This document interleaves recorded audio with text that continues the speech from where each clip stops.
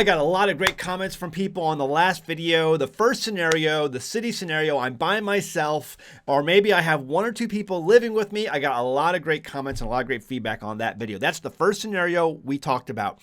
I got a lot of comments about some things that we're going to address at the end of this video and the last video. So the comments that you posted about apartments and condos and things like, what do I do?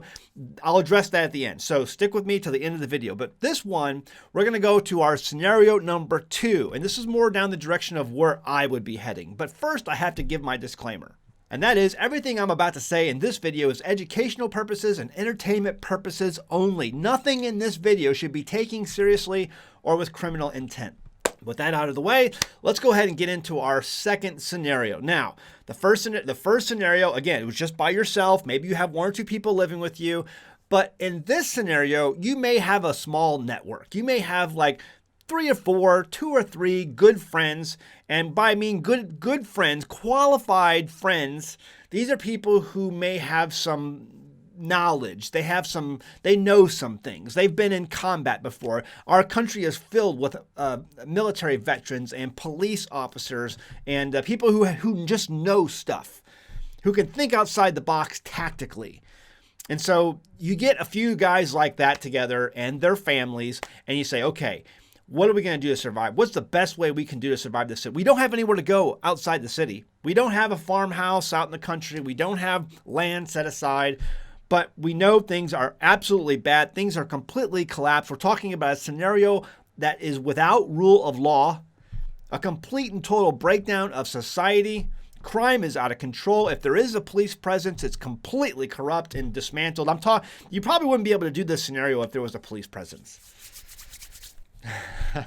But if we're talking about a complete and total breakdown of society, like, again, we've seen in Sarajevo, or we saw like in Buenos Aires, some of these things that have happened throughout history, even recent history, this would be the road I would be highly looking to go down, because I think it has the best chance of survival if you can't leave the city.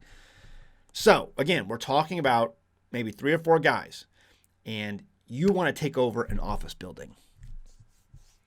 Now, before you start throwing your flags on the play, check out this clip from Robert Kiyosaki, Rich Dad, Poor Dad. Just the other day, he said this. I was a student of Dr. R. Buckminster Fuller. They call him the friendly genius, John Denver called him the grandfather of the future because he's a futurist. And years ago in the 80s, I heard him say office buildings will someday be homes for homeless people. I went, what? That was sacrilegious for me back then. And now it's here. That's quite a prediction, too. That was how long ago was that, 50 years? 50 years ago. I'm listening to this guy. He says office buildings will soon be homeless shelters. And you look at the number of homeless is exploding. I don't want to be an owner of a homeless shelter, as you know. He's so correct. There are so many already empty office buildings throughout these cities. Empty buildings, office buildings, schools, you name it. I'm about to show you some. Stick with me here. This would be a fantastic option for you to put your family up along with a couple of other families who can help you, and we'll go through some of these scenarios and talk about some of the logistics here. Stick with me on this. But I understand the whole thing. Fixed fortifications are monuments to the stupidity of man that Patton said. But again, however, and there's always a however in life, fixed fortifications do work. That's why people throughout history have always gravitated toward them. I mentioned that in my first video. So with that in mind, we're going to explore this scenario. Let's go ahead and take a look at the map. Okay, starting back off in the city of St. Louis, you have about 2 or 3 switched on guys who think tactically. They have maybe some military combat experience and some tactical training, and they are on board with you and their families. And at this point, now you can maybe even reach out and branch out. Once you have a few guys who are switched on, you can get a few guys who maybe not switched on. Maybe they're office workers. Maybe they're an electrician, or maybe they're not. They've never served in the military. They've never been a police officer, and but they need somewhere to go. But they're on board with their families. You want their families to be on board as well. It's very important for the spouses to be on board, because you do not want to pull a spouse that's kicking and screaming along the ride with you in this scenario. You need everyone to be on board and switched on. And then you, along with maybe a couple other families. So now you've got about maybe 7 or 8 people with their families. Let's go ahead and take a look at one of my first options here. This, again, I know the city of St. Louis, so I know this building rather well. And this building, as it sits right now, even now, is completely abandoned. And this was known as the Castle. This was known as the Castle. And originally, I went to school here. Okay, I went to school here for high school. This was Cleveland Junior Naval Academy. It was funded and sponsored by the United States Navy. This is where I went to high school. Cleveland Junior Naval Academy. And right now, it sits completely abandoned. And this is a strong building. Very stout building. It was built back in the 1920s. So it is built like they don't build them like this anymore. And it's got a basement, it's got a sub-basement to it, and it's got a number of entrances where it's got great, fantastic coverage on the top level here on the roof. It's got a flat roof, so you could do plantings up there, planting tubs. You could, you have an ability for coverage on here while you're up on, because there's walls up on here along the side as well. And so you got rainwater collection options also up here. And you have a very fantastic view of the area around you. No building that's too close by, except for this one back here, is going to have any sort of height that you're going to have in the immediate surrounding area. Okay, and so you're going to be mostly pretty protected in a building scenario like this. I know some of you guys, listen, we're just playing Fantasyland. This is all your imagination. We're just talking a little bit about this. But you have some green areas around here also where once you moved into a place like this with a number of families who could help you defend it, you're going to have to take out the trash, if you know what I mean. You're going to have to start taking out the trash of the neighborhood. And once you do that, once you have a neighborhood that's got a little bit some sort of discipline, back installed, some sort of rule of law back installed, the people who are surrounding in the area who like that stability, who want that stability, who also want to survive, who don't want the crime, because there's going to be tons of people who don't want to be subject to criminal activity and criminal actions. And so they're going to support. If you start taking out the trash and you start putting a sense of stability in the neighborhood again, you could, plant things around the castle here, around your building, and you've got this gigantic field here where once you reestablish again that stability, you will be able to do all kinds of planting and things like that to help support the community. And this field has a fence all the way around it. It's actually a pretty high fence because, I remember this fence being there. And you have overwatch protection from this building of this growing area. That's my first option. It's not my favorite out of all these, but there are other options. Another option would be a building like this. Also, I didn't mention too that on this building you have rooftop access, easy rooftop access. There's a door back here that you can get on. I think it's back here that you can get on the roof and everything like that. So it's got rooftop access in a couple places. This building here does not have rooftop access, but I do like this as well. If you took over an abandoned building like this, you can get rooftop access, and then you could also use this to grow pots and get water, rain catchment, things like that, and then also grow in this area. That's actually a pretty large space. It doesn't look that big compared to the other field, but it's actually a pretty large space. You can grow a lot of food there, and it's all has overwatch protection around it. Again, you're going to need a few families. Okay, you're going to need about 2 or 3 switched on guys, and their families, and then also a few other families who can help protect you and your building, and direct avenues of approach can be blocked off. You're all going to have to work together. But if you have a few switched on guys with you and their families, you can direct and help with other people who maybe not so much tactically minded, but they're interested in doing this as well, and they want to survive, and they're on board. My favorite option going on is, it's this one here, the National Candy. Where's it at again? Oh, here it is, right there. I like this option right here. This building right now, this is the National Candy Factory. if you know anything about this building in the city of St. Louis, this used to belong to Vincent Price and his family. Back in the day, they used to produce all kinds of candy, known worldwide. But they got very rich and famous, and obviously Vincent Price went in a different direction with Hollywood and stuff like that. But back in the day, this produced a lot of candy and giant candy bars. I think they sold for like 10 cents a piece back in the day before inflation took over. But I like this building. It, again, has rooftop access, has complete, overwatch of the entire area, plenty of growing spaces down below, plenty of growing spaces up above, where you could put potted plants and take soil from the areas down below and then bring that up and plant things. Also, you've got plenty of options to watch the area around you. And I think because besides these areas here, if you could close this area up, you'd have a really good way to lock down the building. I like this one the best, and because of its height and its overwatch potential and the ability for you to grow things. Again, there's going to have to be some trash taken out in the neighborhood before you can venture off and plant a lot of stuff here. But you have that overwatch to be able to protect that area that you're growing in once you start taking out some of that trash, if you know what I mean.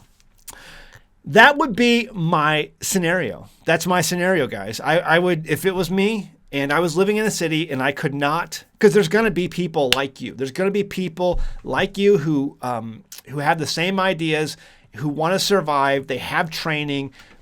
Our nation right now is full of veterans who are switched on, who have families, and they just want to survive and they don't have anywhere to go. So if I was living in the city, I would start networking. I would start getting to know people. I would start, bringing these things up. Hey, what would we do if there was a complete and total collapse? What would we do if we couldn't get food anymore? If there was a scenario of without rule of law, how would we survive? If there was a complete and total breakdown, this would be my option. This would be my option in the city.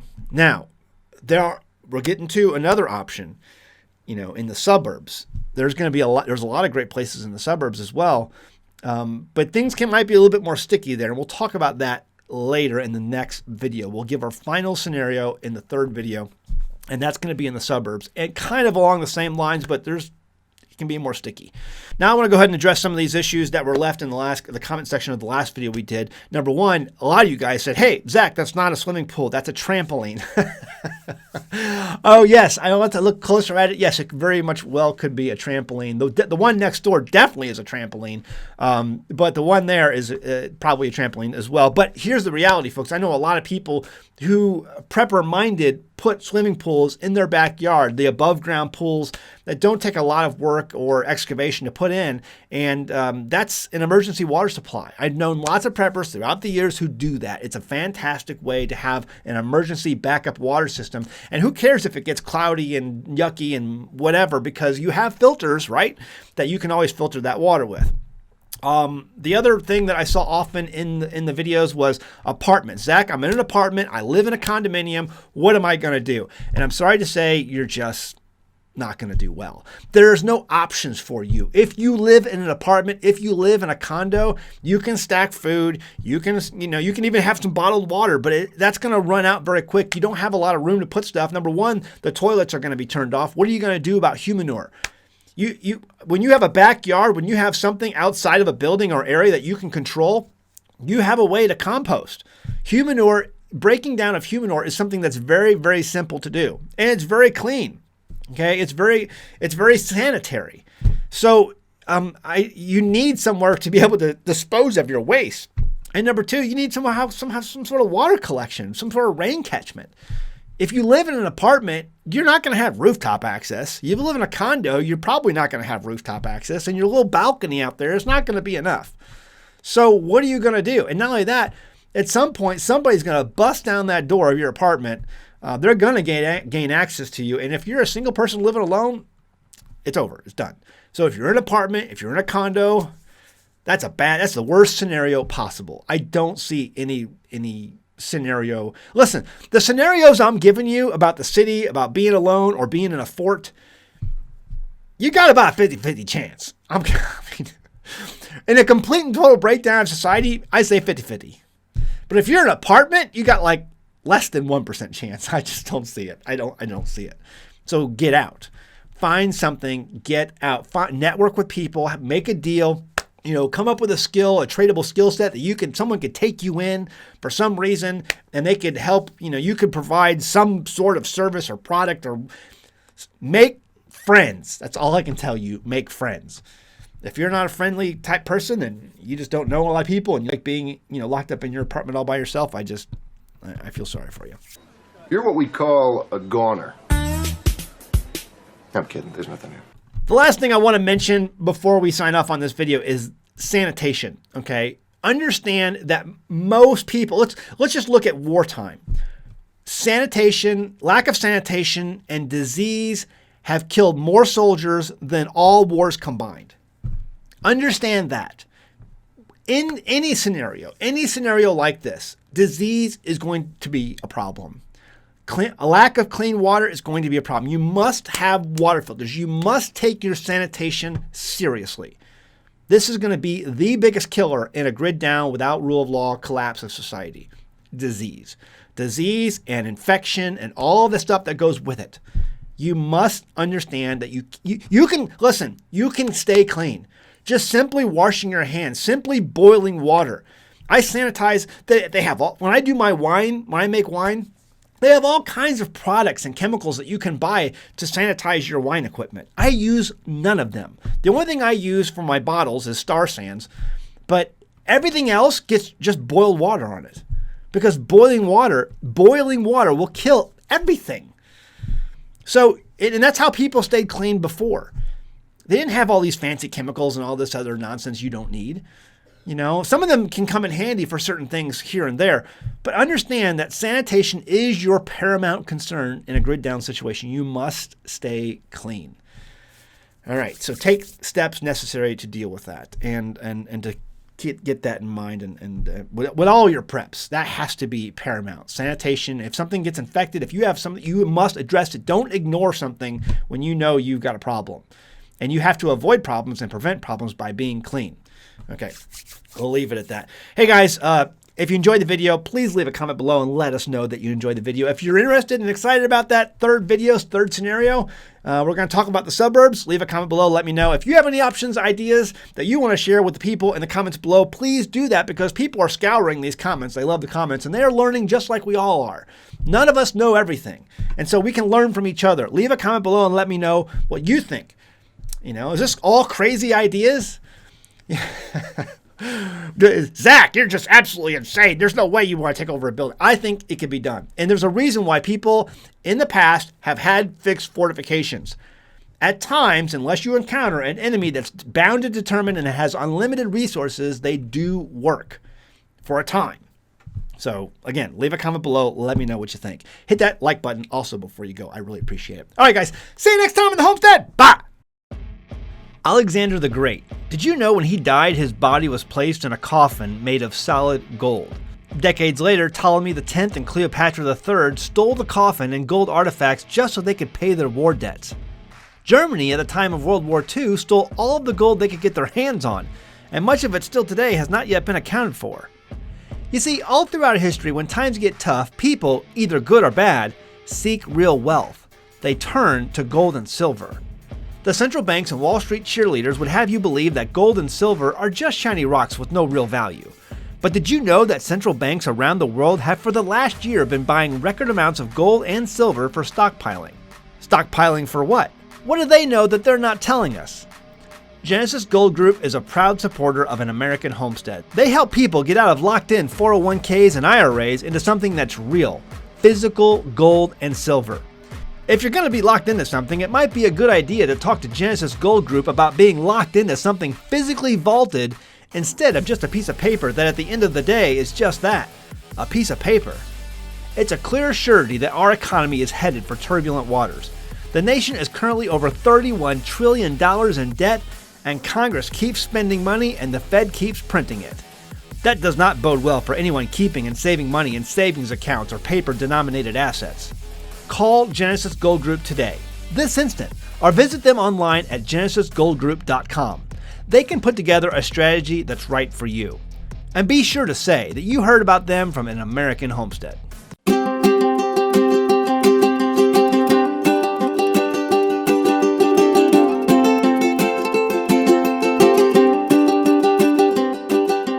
Hey guys, did you know you can become a patron of An American Homestead? They get access to private videos, and we send them gifts from the homestead that we make here on the homestead.